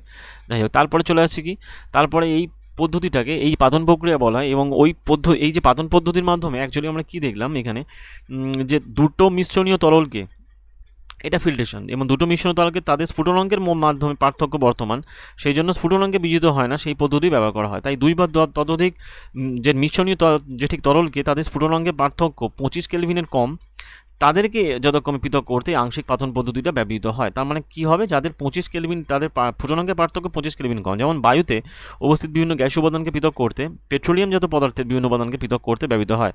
যেমন যন্ত্রটি যথাক্রমে যে এই পাতন যন্ত্রের মতোই হয়, যথাক্রমে পাতক এবং শীতক এই দুটো থাকে, এরকম পাতনস্তম্ভ তৈরি করে, যারা ফ্র্যাকশনেটিং কলাম তৈরি করে। আংশিক পাতনস্তম্ভ হলো একটা নল যাতে কাঁচের গুটি বা বিটস থাকে, এই গুটিগুলোর পৃষ্ঠতল বাষ্পকে বারবার শীতল হতে এবং ঘনীভূত হতে সাহায্য করে। এই যে এর মধ্যে বিভিন্ন ধরনের গুটি থাকে যেগুলো সাহায্য করে থাকে। এই অতটা ডিটেলস আমরা যাবো না, জাস্ট এটা আউটলাইন আমরা পড়ে রাখছি। ঠিক আছে, তার মানে তারপরের এতে সেকশানে কী হলো, তার মানে এখানে বলতে হবে যে আংশিক পাতন পদ্ধতির সাহায্যে দুটো মিশ্রণীয় তরলকে আমরা পৃথক করবো। আমি জাস্ট এখানে লিখেও রাখি, আংশিক পাতন পদ্ধতির মাধ্যমে মিশ্রণীয় তরলকে তাদের স্ফুটনাঙ্ক অনুযায়ী পৃথক করব, মিশ্রণীয় তরলকে। ঠিক আছে, তারপরে চলে আসছে বলা হয় 2.7। 2.7-এ কি বায়ুতে উপস্থিত বিভিন্ন ধরনের গ্যাসকে কীভাবে পৃথক করবো। সেক্ষেত্রে ওই বায়ু একটা যেহেতু সমসত্ব মিশ্রণ, তখন আমরা বললাম, তো সেই জন্য বিভিন্ন ধরনের গ্যাস থাকে। তো এখানে বায়ুকে প্রথমত চাপ বাড়িয়ে তাপমাত্রা কমিয়ে সংকুচিত এবং শীতল করে তাকে তরল করা হয়। সেই তরল বায়ুকে আংশিক পাতন পদ্ধতিতে যে ঠিক ধীরে ধীরে তাপ দেওয়া হয় বিভিন্ন উষ্ণতায়, বা অ্যাকচুয়ালি এরা আলাদা হয়ে যায়, এটা অ্যাকচুয়ালি উচ্চতা হবে না, এটা উষ্ণতা হবে। তো যেমন বিভিন্ন স্ফুটনাঙ্ক, যেমন অক্সিজেন -183, আর্গন -186, তারপরে আর্গনের পরিমাণ সবথেকে কম কিন্তু 0.9%। এইটা দিয়ে অনেক সময় কোশ্চেন দেবে, আর্গনের বাতাসের পরিমাণ কত, 0.9। এখানে যেমন নাইট্রোজেন -196 আলাদা হয়ে যায়, এর পরিমাণ কত, 78। এর পরিমাণ অক্সিজেনের কত, 20.9, এটা জানো, বা 21 বলা হয়, 21, 78, আর এটা কত, 0.9%। যাই হোক, তারপরে চলে আসছে কি ওই বায়ুর উপাদানগুলো কীভাবে পৃথক করা হচ্ছে তার একটা পদ্ধতি, যেখানে ওই বিভিন্ন উষ্ণতাতে আলাদা হয়ে যাচ্ছে, হয়ে গিয়ে বায়ুর উপাদানগুলো শীতকের মধ্যে তরল অক্সিজেন জমা হয়, এখানে তরল নাইট্রোজেন জমা হয়, আর অন্য উপাদানগুলো জমা হচ্ছে। যাই হোক, এই যে যেটা কি ছবিটার মাধ্যমে দেখানো হচ্ছে আংশিক পাতন পদ্ধতির মাধ্যমে জমা হয়। তারপরে চলে আসছি আমরা যেটা অ্যাকচুয়ালি ওই কপার সালফেট, অশুদ্ধ কপার সালফেটের নমুনা থেকে বিশুদ্ধ কপার সালফেট কী করে পৃথক করব, ওই অ্যাকচুয়ালি কী করে করা হয়, এটা অ্যাকচুয়ালি ওই চীনামাটির পাত্রে কিছুটা অশুদ্ধ কপার সালফেট নিয়ে ন্যূনতম জলে দ্রবীভূত করা হয়, তারপর পরিশ্রবণ করে অশুদ্ধগুলোকে দূর করা হয়, কপার সালফেটের দ্রবণকে বাষ্পীভূত করে কপার সালফেটের সম্পৃক্ত দ্রবণ তৈরি করা হয়, তারপর তার থেকে আলাদা করা হয়, ওই ফিল্টার কাগজ ব্যবহার করে আলাদা করা হয়। এখন এই পদ্ধতিটা যেরকম এটাকে কেলাসন পদ্ধতি বলা হয়, এই কেলাসন পদ্ধতিটা কঠিনে বিশুদ্ধকরণের জন্য ব্যবহৃত হয়। কোন পদ্ধতি, কেলাসন পদ্ধতি ব্যবহৃত হয়। যেমন সমুদ্র জল থেকে আমরা যে লবণ পাই তা বিভিন্ন অশুদ্ধি থাকে, এবং সেইগুলোকে দূর করার জন্য এই কেলাসন পদ্ধতি ব্যবহার করা হয়। এখন দ্রবণ থেকে কেলাস রূপে বিশুদ্ধ কঠিন পদার্থগুলোকে পৃথক করার পদ্ধতির নামই হলো বলা কেলাসন। তা দ্রবণ থেকে কেলাস রূপে পৃথক করা হচ্ছে। যেমন সাধারণ বাষ্পায়ন থেকে কেলাসন কৌশলটা অধিক উপযুক্ত, কারণ কি, তার প্রয়োগে শুকোতে গেলে কিছুটা কঠিন পদার্থ বিজিত হয়ে যায়, বা কোনো ক্ষেত্রে অনেকটা যে ঠিক আছে চিনির মতো পদার্থ পুড়ে কালো হয়ে যায়, আর তাই পরিশ্রবণের পরেও অশুদ্ধি থেকে যায়। ঠিক আছে, সেই জন্য তাই এগুলো প্রয়োগ কী করা হয়, সমুদ্র জল থেকে প্রাপ্ত লবণের যখন আমরা বিশুদ্ধি করি তখন তাকে কেলাসন পদ্ধতির সাহায্যে পৃথক করে থাকি। তারপরে কি বলা হচ্ছে, আর হচ্ছে ফটকিরি, অ্যালামকে অশুদ্ধ নমুনা থেকে বিশুদ্ধ নমুনা করার জন্য কেলাসন পদ্ধতি ব্যবহৃত হয়ে থাকে। তার মানে এখানে এই দুটো পয়েন্ট মোস্ট ইম্পর্টেন্ট। এইভাবে মিশ্রণগুলোকে আমরা আলাদা করে থাকি। তাই শহর অঞ্চলের জল সরবরাহের ক্ষেত্রেও এই পানীয় জলের ক্ষেত্রে এই কেলাসন পদ্ধতি ব্যবহার করা হয়। জল সরবরাহের ক্ষেত্রে এই পানীয় জল সরবরাহ প্রণালী থেকে বাড়ি পর্যন্ত আসার পদ্ধতিগুলো এখানে আমরা দেখব পরের সেকশানে। এই যে এটা অ্যাকচুয়ালি এইটা বলা হচ্ছে যে এই জলভাণ্ডার রয়েছে, তার মধ্যে বিভিন্ন কঠিন পদার্থ অদক্ষেপগুলো থিতিয়ে যায়, প্রলম্বিত অশুদ্ধিগুলোকে লোডিং ট্যাঙ্কের মধ্যে রাখা হয়, তাকে ফিল্ট্রেট করা হয় পরিশ্রমণ ট্যাঙ্কের মধ্য দিয়ে, তারপর ব্যাকটেরিয়া ধ্বংসের জন্য ক্লোরিনেশন করা হয়, তারপর বাড়িতে পৌঁছানো হয়। এই পদ্ধতিটি ওই পরিশ্রমণ ওই ফিল্ট্রেশনের ওই কেলাসন পদ্ধতির মধ্যেই পড়ে থাকে। ঠিক আছে, তারপরে চলে আসছি আমরা, তার মানে ওই যে আমাদের ওই পৃথকীকরণের ব্যাপার স্যাপারগুলো মোটামুটি কমপ্লিট করলাম। এবার দেখবো ভৌত রাসায়নিক পরিবর্তন। ভৌত রাসায়নিক পরিবর্তন কিছুই না, ভৌত ধর্ম সম্পর্কে জেনেছি, যেগুলো পর্যবেক্ষণ করা যায় নির্দিষ্ট আছে, তেমন হচ্ছে বর্ণ, কাঠিন্য, দৃঢ়তা, তারল্য, ঘনত্ব, গলনাঙ্ক, স্ফুটনাঙ্ক, এগুলোই হয়ে থাকে পদার্থের যেটি ভৌত ধর্ম। এখন পদার্থের অবস্থার পরিবর্তন একটা যেহেতু ভৌত ধর্মের মধ্যে পড়ে, কারণ এই পরিবর্তনে পদার্থের সংযুক্তি এবং রাসায়নিক প্রকৃতির কোনো পরিবর্তন ছাড়াই ঘটে থাকে। যেমন বরফ, জল এবং জলীয় বাষ্প প্রত্যেকে দেখতে ভিন্ন ভিন্ন হয়ে থাকে, এবং এগুলো ভিন্ন ভিন্ন ভৌত ধর্ম প্রদর্শন করে থাকে, এবং এগুলো প্রতিটাই রাসায়নিকভাবে এক হয়ে থাকে। জল এবং রান্নার তেল উভয়ই তরল পদার্থ, কিন্তু এগুলোর রাসায়নিক ধর্ম আলাদা। যেমন এগুলোর গন্ধ এবং দাহ্যতা কী হয়, ভিন্ন ভিন্ন হয়। তাই যেমন তেল বায়ুতে যদি দাহ্য করি আর জল আগুনে নিভে যায়, এইরকম ব্যাপার। তাই তেলের এই রাসায়নিক ধর্ম জল থেকে আলাদা। দহন একটা রাসায়নিক পরিবর্তন, এই প্রক্রিয়াতে একটা পদার্থ অন্য পদার্থের সাথে বিক্রিয়া করে রাসায়নিক সংযুতি ঘটায়। এটা তো আমরা জানি কেমিক্যাল রিয়াকশন মাধ্যমে কী হয়। তো যখনই কোনো কিছুর কেমিক্যাল রিয়াকশন ঘটে তখন কী হয়ে থাকে, তখন হয় পদার্থের রাসায়নিক একটা ধর্মের পরিবর্তন ঘটে, তাই তো। তার মানে ভৌত ধর্মের সাথে রাসায়নিক ধর্মের পার্থক্য তো আছেই। তাই আমরা কি হই, তখন আমরা একটা যেটি নতুন পদার্থ পাই। তাই রাসায়নিক পরিবর্তনকে আমরা রাসায়নিক বিক্রিয়া বলে থাকি। তাহলে ভৌত পরিবর্তন রাসায়নিক পরিবর্তনের পার্থক্য তোমরা বুঝতে পারলে।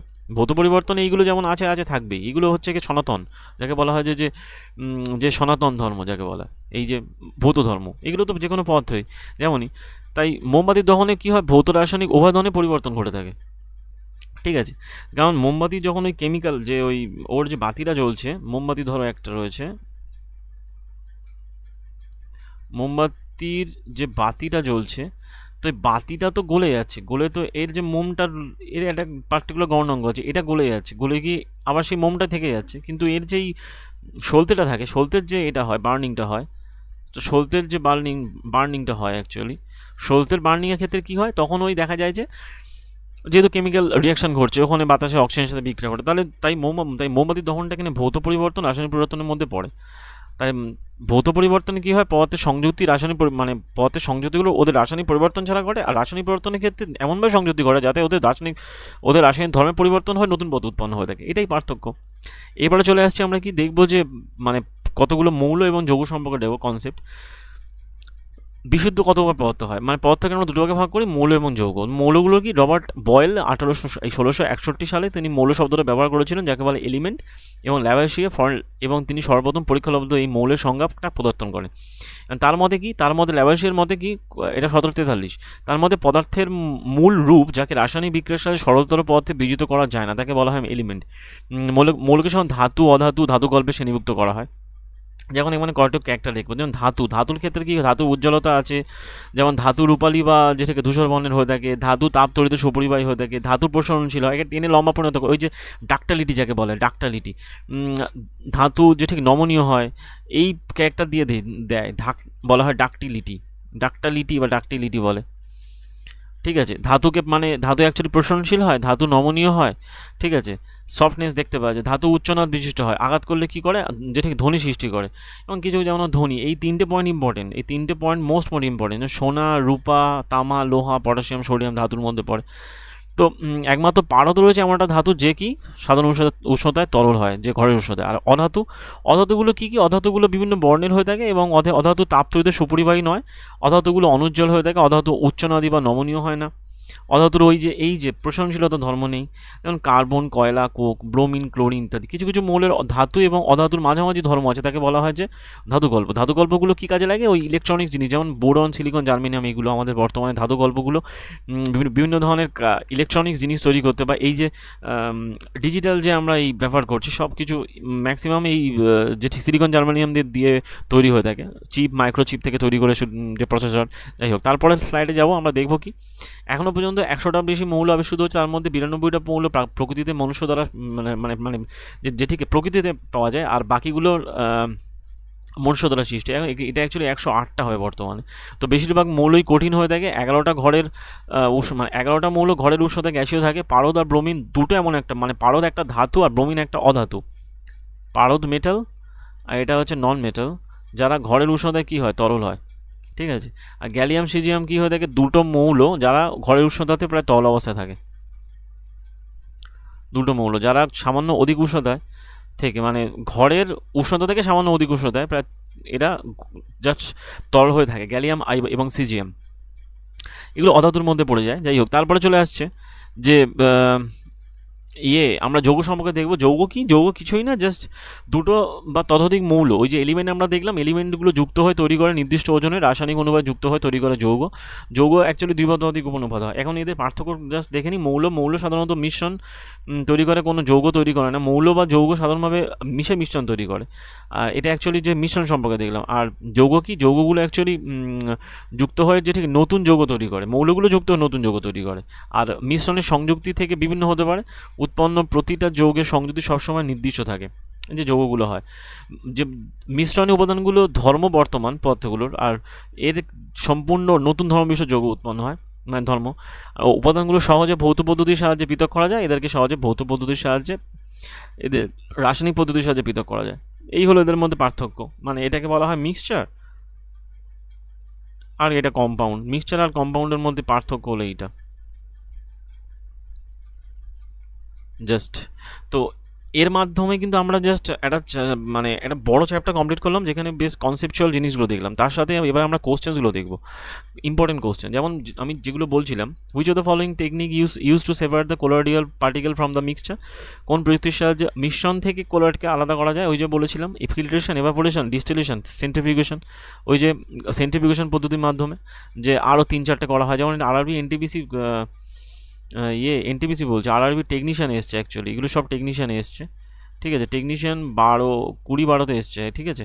তারপরে স্লাইডে চলে যাই, এই সব টেকনিশিয়ান হবে, সব টেকনিশিয়ান এসছে, টেকনিশিয়ান গ্রেড 3-তে এসছে অ্যাকচুয়ালি 27-12-তে। তো প্রথমে বলা হচ্ছে which of the following is the disperse phase of the automobile থেকে নির্গত গ্যাসের কোনটা বিস্তৃত দশা? ওই যে বললাম বিস্তৃত দশা ফেজ। বিস্তৃত দশা কী হবে? বলা হয় সলিড হলো বিস্তৃত দশা। এ কার মধ্যে আছে?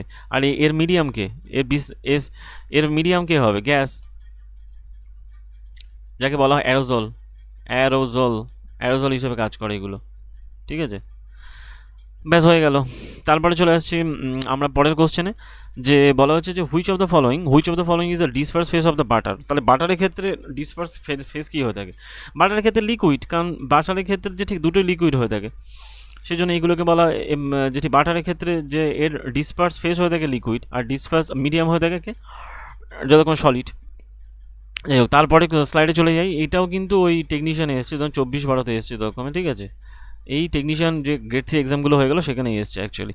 এই হোক, তারপরে চলে যায় স্লাইডে। বলা হচ্ছে যে which of the following is an example of an sol. ওই যে সলের এক্সাম্পলগুলো বলছিলাম, সলের ক্ষেত্রে কী হয়ে থাকে? সলের ক্ষেত্রে যে এক্সাম্পলগুলোর কথা আমরা বলছিলাম, সল দ্রবণ, ওই যে ফোম বলা হয়, ফোম, মিল্ক অফ ম্যাগনেশিয়া, আর যথাক্রমে বলা হয় রাবার আর ফেস ক্রিম। তো সলের ক্ষেত্রে কী হয়ে থাকে? কঠিন আর তরল। এর ক্ষেত্রে কী হয়ে থাকে? এর ফেজ হয়ে থাকে কি? ফেজ হয়ে থাকে সলিড। আর মিডিয়াম কি হয়? মিডিয়াম হয়ে থাকে বলা হয় লিকুইড, একে বলা হয় সল, ওই বলা হয় মিল্ক অফ ম্যাগনেশিয়া। ঠিক আছে, এটাও টেকনিশিয়ান এসছে। সব টেকনিশিয়ান এগুলো এনটিপিসি কেন লেখা হয়েছে কি জানো? আমি জাস্ট ভুল হয়ে গিয়েছে কোনো টেকনিশিয়ান যে ঠিক 3-তে এসেছিলো। আর যদি বলা হয় ফোমের ক্ষেত্রে কি হবে? ফোমের ক্ষেত্রে গ্যাস প্লাস কি? গ্যাস প্লাস লিকুইড ফোমের ক্ষেত্রে গ্যাস প্লাস লিকুইড। আর ফোমের এক্সাম্পল যদি বলা হয় শেভিং ক্রিম, সব থেকে বেস্ট এক্সাম্পল হচ্ছে শেভিং ক্রিম। তারপরে যেমন হচ্ছে যে ঠিক রাবার টাবারগুলো যেগুলো হয়ে থাকে, ওগুলো অ্যাকচুয়ালি ফোমের মধ্যে পড়ে। ওর ক্ষেত্রে এই ফোমটা আবার আলাদা, এই ফোমটার ক্ষেত্রে আবার আলাদা হয়ে থাকে। যেমন হচ্ছে কি ওই তখন যেটা আমি পড়াতে যেটা বলছিলাম, একটা লিকুইড আর আছে, আর একটা লিকুইড আর সলিড আছে এই জাতীয় ফোমের ক্ষেত্রে। এটা অ্যাকচুয়ালি হবে গ্যাস, আর এটা লিকুইড হবে, এটা গ্যাস থাকবে, আর এটা হবে যতক্ষণে যে সলিড হবে। এই ফোমের মধ্যে এক্সাম্পল এইগুলো, ওই ঝামাপাতা যাকে বলে পিউমিস, স্পঞ্জ টঞ্চ ফোম, এইগুলো পড়ে থাকে। ঠিক আছে, ফোম দু ধরনের হয়ে থাকে, এটাও ফোমের মধ্যে পড়ে, বাট এর ক্ষেত্রে কন্ডিশনটা আলাদা হয়ে থাকে। আর ফেস ক্রিম তো বলেইছি আমি, ফেস ক্রিম যেমন হচ্ছে ইমালশনের মধ্যে পড়ে, যে ঠিক লিকুইড এগুলো কি হয়? ইমালশনের মধ্যে পড়ে। তারপরে কোশ্চেন কি দেখবো? তারপরে কোশ্চেন বলে যে which of the following is an example of a suspension এক্সাম্পলগুলোর মধ্যে কি পড়ছে? অয়েল ইন ওয়াটার একদম না। অয়েল ইন ওয়াটার হচ্ছে গিয়ে হেটারোজাইগাস মিক্সচারের মধ্যে পড়ছে। এটা হচ্ছে গিয়ে হোমোজেনাস মিক্সচারের মধ্যে পড়ে। এটা হোমোজেনাস, এটা হেটারোজেনাস। এটা কি? এটাই হচ্ছে সাসপেনশনের মধ্যে পড়ছে। আর drops of milk in water, few drops in milk in water, এটা কোনো এর মধ্যে পড়ে না, জাস্ট। যাই হোক, তারপরে চলে আসছে, এটাও টেকনিশিয়ানের মধ্যে পড়েছে, টেকনিশিয়ান গ্রেড 3-তে পড়েছে, টেক 3-তে। যাই হোক, তারপরে কোশ্চেন চলে আসছি আমরা কি বলা হয় তারপরের কোশ্চেন, যে বলা হয় which technique is useful for the separation of the colloid. তো কোলয়েডের সেপারেশনের জন্য ওই যে ঠিক ক্রিস্টালাইজেশন প্রসেস ছাড়া কিছু নেই। কোলয়েড মানে ক্রিস্টালাইজেশন প্রসেস, একটা পদ্ধতির মাধ্যমে একে পার্থক্য করা যায়, সেটা হলো ওই ক্রিস্টালাইজেশন প্রসেস। ঠিক আছে, যাই হোক, এছাড়া তো ওই যে বললাম ব্লাডকে সেন্ট্রিফিউজ করা হয়, ওয়াশিং মেশিন, এই সব কিছু এই ক্রিস্টালাইজেশন, এই সেন্ট্রিফিউগেশন পদ্ধতির মাধ্যমে করে থাকে। আমি ক্রিস্টালাইজেশন বলছি, সেন্ট্রিফিউগেশন পদ্ধতির মাধ্যমে কমপ্লিট করা হয়ে থাকে ওয়াশিং মেশিন। যাই হোক, তারপরে কোশ্চেন চলে যাই, স্লাইড। বলা হচ্ছে যে which of the following is the best describe the mixture of air. তো এটাকে বলা হোমোজেনাস মিক্সচার। বিভিন্ন ধরনের গ্যাস থাকে, যেমন হচ্ছে নাইট্রোজেন কত থাকে? 78, অক্সিজেন কত থাকে? 21। এটা ওই একই টেকনিশিয়ানে এসেছিলো সব, এগুলো কোনো গ্রুপ ডিতে আসেনি। আমি জাস্ট টেকনিশিয়ানে কত কিছু কোশ্চেন আমি এখানে যেটিকে তুলেছি, আর এর ডিটেলস কিছু কোশ্চেনের ভিডিও আমি পরে করবো, সেটা আমি আগে সিলেবাস শেষ করি, সেটাই আমাদের মুখ্য টার্গেট। যাই হোক, তারপরে কোশ্চেন চলে আসছে কি 8 নম্বর বলে which of the following is not characteristic of the solution. নিচের কোন দ্রবণ মানে কোনটা দ্রবণের বৈশিষ্ট্যের মধ্যে পড়ে না, তাহলে কী বলছে particle of solution is smaller than 1 nanometre. হ্যাঁ, এটা ঠিক আছে, 1 ন্যানোমিটার থেকে কম হয়ে থাকে, সেই জন্য তো আমরা খালি চোখে দেখতে পাই না। Because of the very small particle do not scatter beam light, একদম ঠিক আছে। It is solution homogeneous mixture, একদম ঠিক আছে। আর solute particle can be separated from the mixture by the process of filtration, না ফিল্ট্রেশন পদ্ধতির মাধ্যমে একে ভাই পৃথক করা যায় না। এটা কিন্তু টেকনিশিয়ানের গ্রেড 3-তে এসেছিলো, খুব ভালো কোশ্চেনগুলোর মধ্যে পড়ে, যা আমরা একটু আগেই পড়ালাম, ঠিক আছে। তাহলে দেখছো কনসেপ্টটার এর সাথে কতটা মিল কোশ্চেন। তারপরে চলে আসছে 9 দাগের কোশ্চেন। 9 দাগের বলা হচ্ছে which of the following is not a property of colloidal solution, মানে কোলয়েডীয় দ্রবণের গুণগত বৈশিষ্ট্য নয়, যে মধ্যে নয় কোনটা। The component of a colloidal solution are only disperse phase and dispersion medium. হ্যাঁ, কারণ এর কোলয়েডের মধ্যে এই বিস্তৃত দশা আর বিস্তার মাধ্যম রয়েছে, হ্যাঁ আছে। Colloid is a big enough to scatter beam lights passing the and path visible, আলোকরশ্মি এর মধ্যে দিয়ে প্রবাহিত হয় এবং আলোকরশ্মিকে দেখা যায়, একদম ঠিক আছে। The size of the particle of the colloid is very large, এটা একদম না। ভেরি লার্জ কোনটা হয়ে থাকে, সাসপেনশনটা বড় হয়ে থাকে, বাট কোলয়েড হয় না। কোলয়েড তো 3 নম্বর, এই মাঝখানে চলে আসছে না। Colloid is A heterogeneous mixture, একদম ঠিক আছে। তাহলে হেটারোজেনাস মিক্সচার কোলয়েডের সাথে আর কি হয়, সাসপেনশন, এটাই ব্যাস। আর এটা টেকনিশিয়ান এসছে। তারপরে কোশ্চেনে যাবো। তারপরে কোশ্চেন বলা হচ্ছে যে ফেস ক্রিম কী হয়ে থাকে, বলা হচ্ছে face cream belongs to the which of the colloid form. Face cream কার মধ্যে পড়ছে, ফেস ক্রিম ওই যে বললাম ইমালশনের মধ্যে পড়ছে, যেখানে লিকুইড আর লিকুইড, ওই যে মিল্ক ফেস ক্রিম এগুলো যেরকম এর মধ্যে পড়ে, মিল্ক ফেস ক্রিম এইগুলো সব কিছু পড়ে থাকে।